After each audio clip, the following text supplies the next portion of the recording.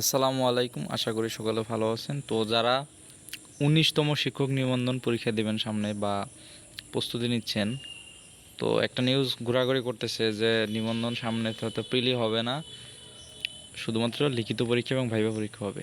তো এটা কতটুকু যুক্তিযুক্ত, বা আমিও এটা নিউজ পেয়েছি, ভাবছিলাম যে এটা নিয়ে একটা ভিডিও করব না, তো ভাবলাম যে একটা ভিডিও করি, কারণ অনেকে ভুলভ্রান্তিতে পড়ে যাচ্ছে। অনেক মানে পেজ থেকে বা অনেক কোচিং সেন্টার থেকেও বলা হচ্ছে যে প্রিলি হবে না, জাস্ট লিখিত প্রস্তুতি নিতে হবে।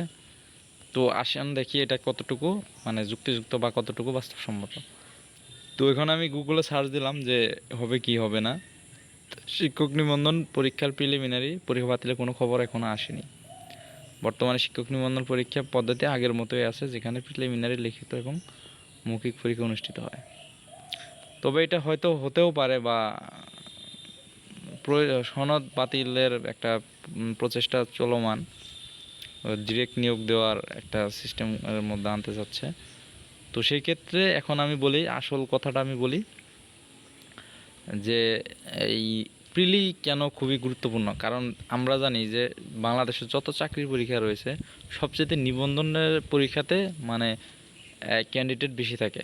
গতবার 18তম নিবন্ধনে প্রায় 18 লাখ প্রার্থী আবেদন করেছিল। এবার হয়তো আরও এটা বেড়ে 20 থেকে 25-এর মধ্যে চলে যাবে, প্রায় মনে হতে পারে 30-এর কাছাকাছিও চলে যেতে পারে। তো সেই ক্ষেত্রে এত সংখ্যক লোকের যে লিখিত পরীক্ষা নেওয়াটা, এটা মানে এক কথায় অসম্ভব।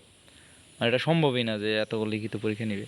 তো জাস্ট এত প্রার্থী বাতিল করার জন্যে জাস্ট প্রিলিমিনারি পরীক্ষাটা আয়োজন করা হয়, যে অনেক প্রার্থী সেখানে বাদ পড়ে যাবে।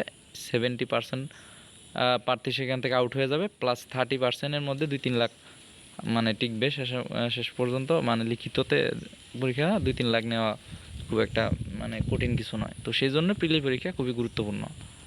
তো এটা প্রিলি পরীক্ষা বাতিল হওয়ার সম্ভাবনা নেই বললেই চলে। তো সেক্ষেত্রে আমি আপনাদেরকে বলবো, আমার চ্যানেলের সাথে থাকেন সবসময়। ট্রাস্টেড সোর্স এবং মানে যেটা একদম যুক্তিযুক্ত, সেই আপডেট তথ্যগুলো পাবেন। তো সকলেই চ্যানেলের সাথেই থাকেন নিত্য নতুন ভিডিও পেতে অবশ্যই।